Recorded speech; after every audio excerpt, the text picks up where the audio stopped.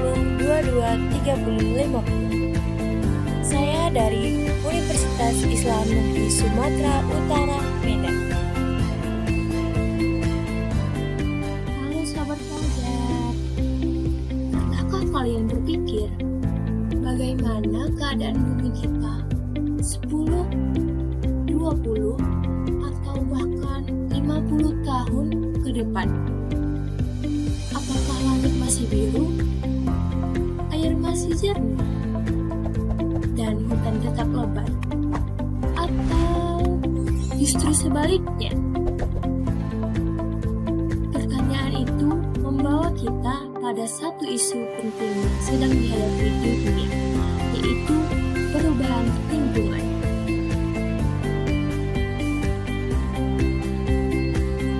Apa sih perubahan lingkungan itu?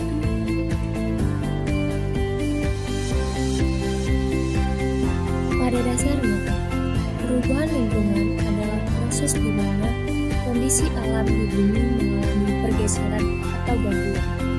Perubahan ini bisa bersifat alami, namun sebagian besar saat ini disebabkan oleh aktivitas manusia.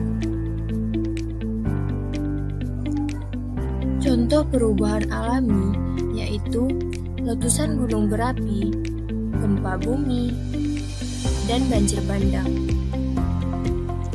Namun, perubahan yang terjadi ada juga karena ulah manusia, seperti deforestasi, pencemaran udara dan air, urbanisasi yang tidak terkontrol, dan pembakaran fosil. Kini, itu semua menjadi penyebab utama kerusakan lingkungan.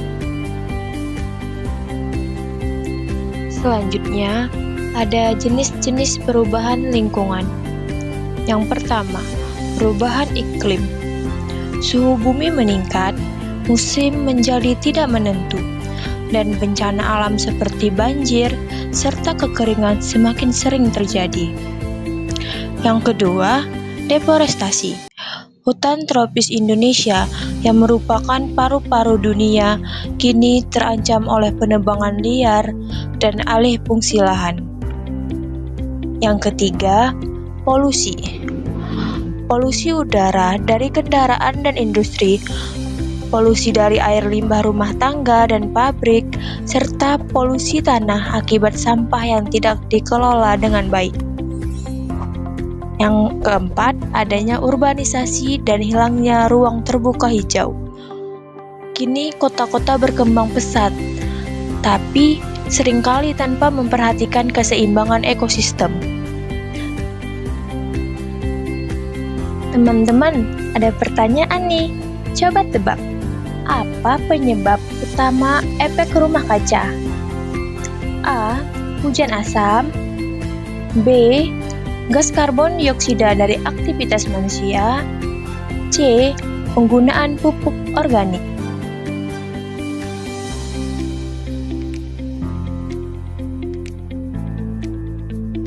Ya, jawaban yang benar adalah B. Gas karbon dioksida dari aktivitas manusia. Efek rumah kaca terjadi ketika gas-gas tertentu di atmosfer seperti karbon dioksida, CO2, metana, CH4, dan uap air menjebak panas dari sinar matahari yang dipantulkan kembali dari permukaan bumi. Gas-gas ini bertindak seperti kaca pada rumah kaca, sehingga panas tidak mudah keluar kembali ke angkasa. Penyebab utama peningkatan rumah kaca adalah aktivitas manusia, terutama dari pembakaran bahan bakar fosil oleh kendaraan pabrik dan pembangkit listrik yang menghasilkan karbon dioksida CO2, penebangan hutan yang mengurangi pohon-pohon penyerapan CO2. Jadi, gas karbon dioksida dari aktivitas manusia adalah penyebab utama efek rumah kaca.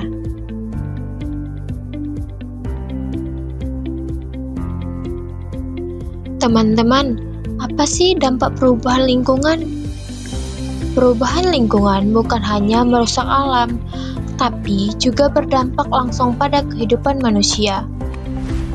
Yang pertama, petani gagal panen akibat perubahan cuaca.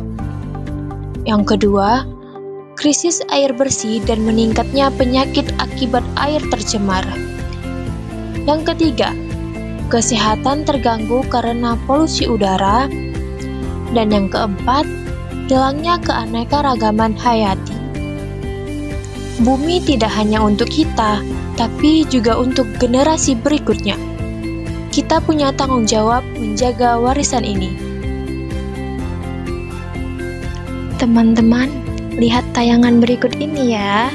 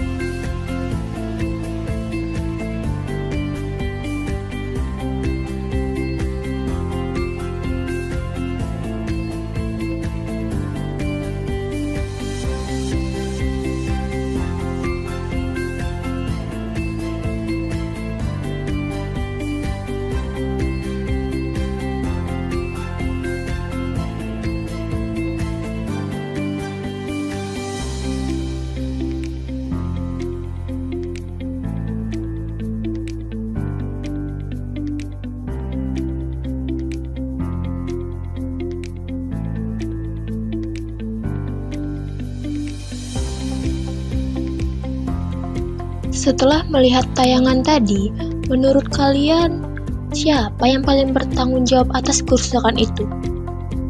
Apakah pemerintah, industri, masyarakat, atau bahkan diri sendiri?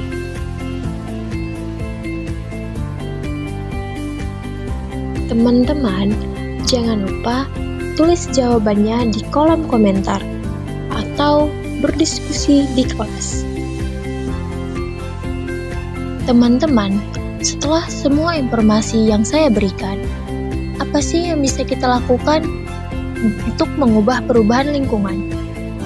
Sebagai pelajar, kita mungkin belum bisa membuat kebijakan, tapi kita bisa memulai hal yang sederhana. Yang pertama, mengurangi penggunaan plastik sekali pakai. Yang kedua, menghemat air dan listrik. Yang ketiga, menggunakan transportasi ramah lingkungan.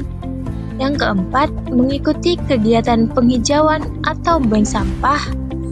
Dan yang kelima, menyebarkan kesadaran tentang pentingnya menjaga lingkungan. Setiap pilihan kita adalah suara untuk masa depan. Bumi kita tidak sedang baik-baik saja, tapi belum terlambat untuk berubah. Kita adalah generasi yang akan menentukan apakah bumi akan terus bertahan atau perlahan rusak. Yuk kita mulai dari diri sendiri. Jadilah generasi yang peduli dan bertindak untuk menyelamatkan lingkungan. Salam hijau dan sampai jumpa di pembelajaran berikutnya.